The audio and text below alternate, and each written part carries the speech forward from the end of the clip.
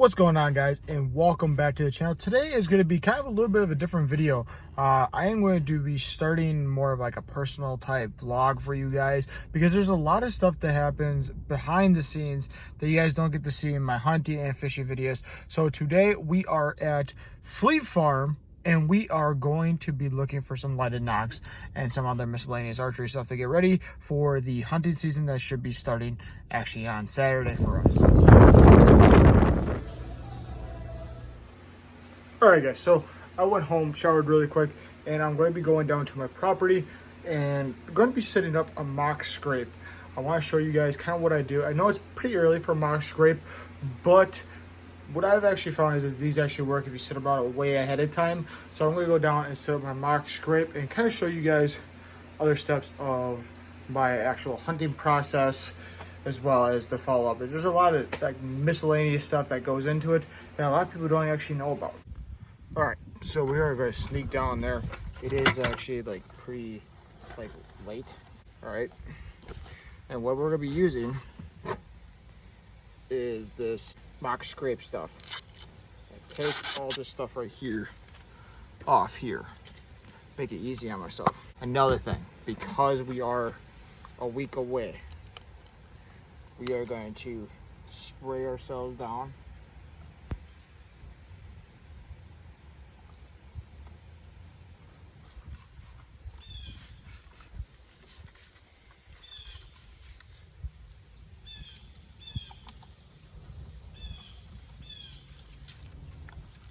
with scent killer. Let's make a small mock scrape right now, and then as it builds up, it kind of gives a representation like, hey, there's a deer, cleaned it out, it's more pronounced and everything like that.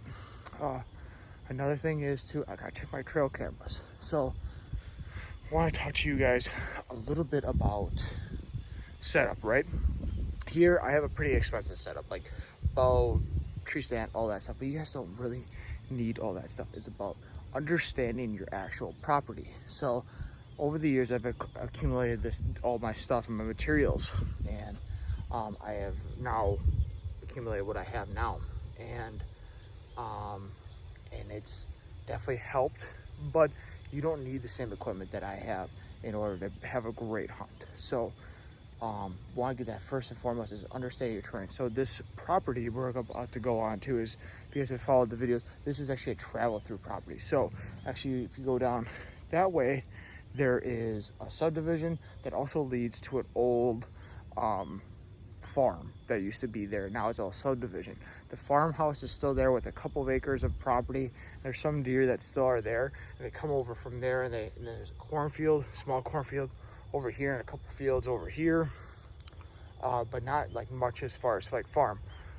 Go down yonder and it's actually all lake. So it's a big old bowl, and then behind me it's all like untouched woods. So it's one of those things that we have a lot of area where the deer are funneling in from, and typically there's no deer that bed here, rather that these deer are actually just traveling through this property, and there's some pretty big ones. So this is like going to be more of a personal vlog, and I will be doing these every once in a while, and it won't be like every single day, but I will be doing these in some sort of way in order to give you guys some sort of update. Kind of gives you a little bit more of a personal background with the information on this channel and what I strive to do.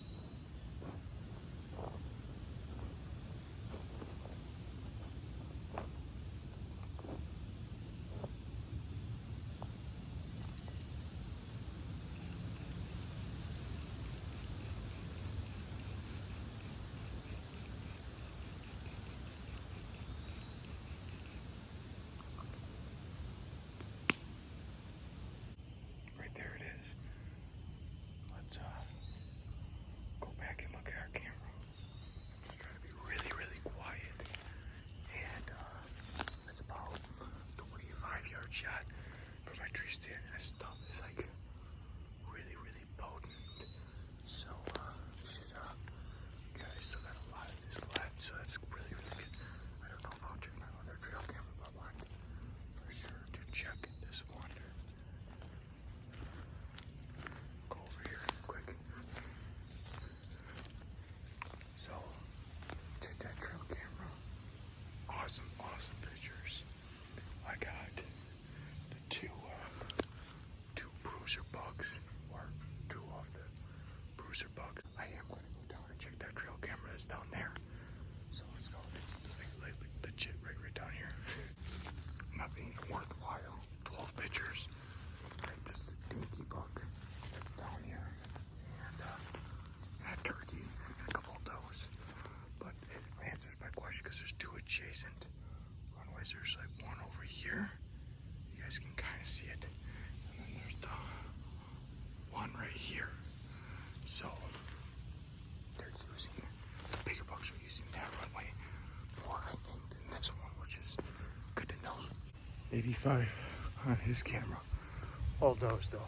One doe and the two fawns decided to lay down right in front of the camera. So I want to make this into a mini series. So expect when there is a video of a deer getting shot or us harvesting a deer.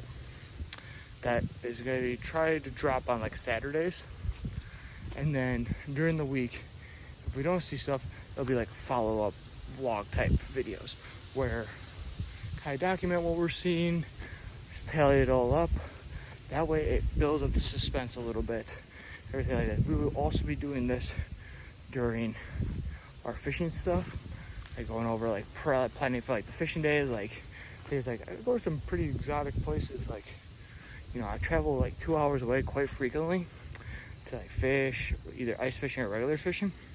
So the whole goal of these personal vlogs is to show you guys the setup for those videos and kind of show you how I'm targeting, because a lot of people don't do that. Like a lot of people don't show you like the true like setup of the preparation for those trips, because there's a lot of stuff that goes into preparing for those trips. Like hunting, I mean, to prepare for this, like you guys are gonna get a video of the preparation for this stand that's actually happened before this, but this one will probably come out earlier, showing you how I prepare for, you know, my tree stands, how I prepare for this property, everything like that.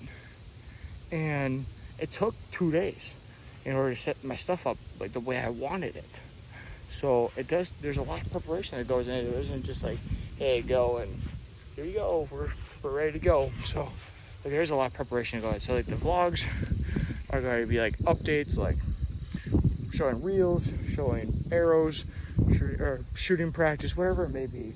That's what the vlogs are going to be for, showing preparation.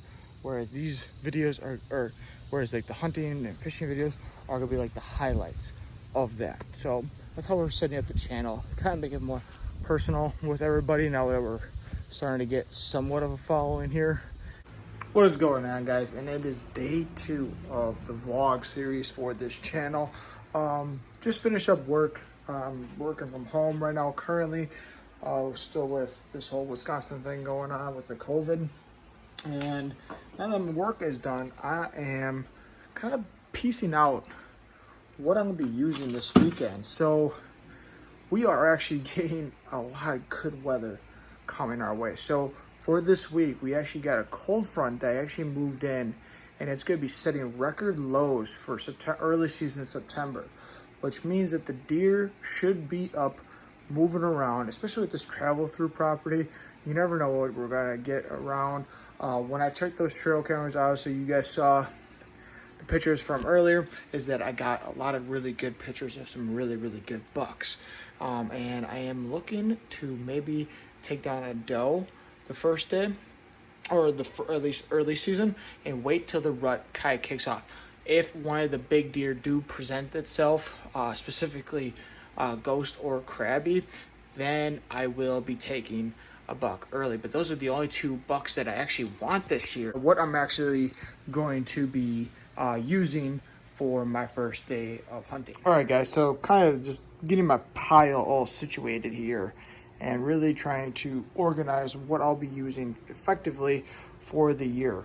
Well, as far as early season goes. HME deer drag, really awesome drag system. I'm pretty familiar with just using a rope and a stick, but when you get those bigger bucks, and especially with the hilly terrain, it makes it really difficult to actually carry a deer out. So with this, it allows me to actually drag the deer out effectively, and this is, I mean, it's pretty lightweight for how big it is, so, which is awesome.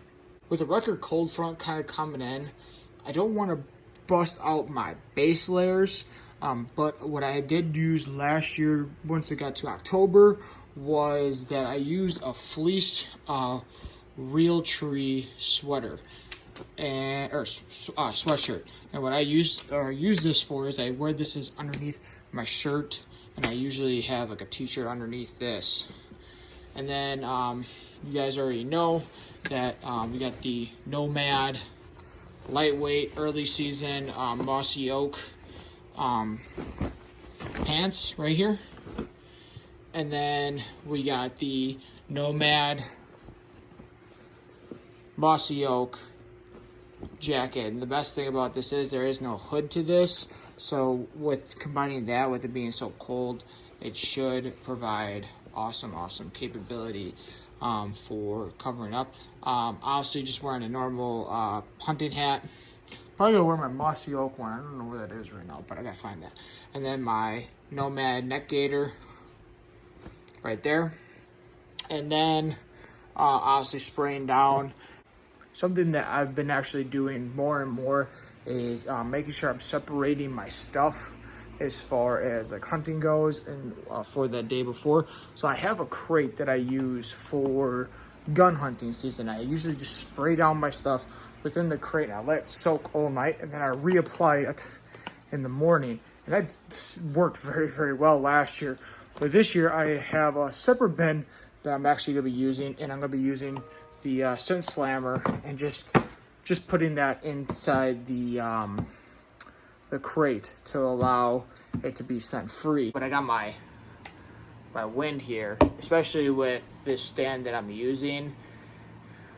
If the wind is bad, like pushing towards the marsh, I feel that it's gonna be a very bad stand, because if they are walking out of the marsh in the morning, typically the big deer, he comes on down, which is Ghost, he comes on down either really early morning or like middle of the night, walks down from the top part of the hill. So if he's coming from the top property, I think top of the property, I think we'll be okay.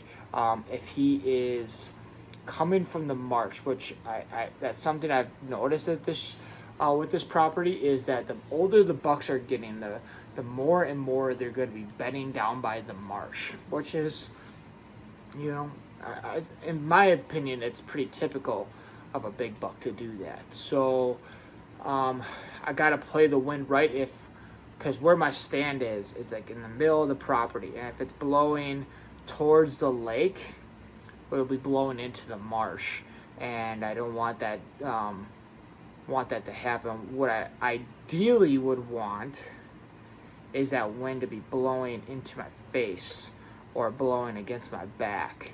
That would be probably the best case scenario with that stand.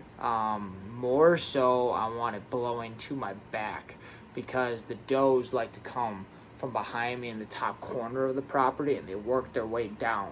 Like I said, I'm going to be trying to feed you guys as much information, try to give you guys as much footage as I can to try to better assist you of like kind of what is happening or what the lead up to the two specific things. So that's kind of what these vlogs are for, is to try to tell you the backstory of everything.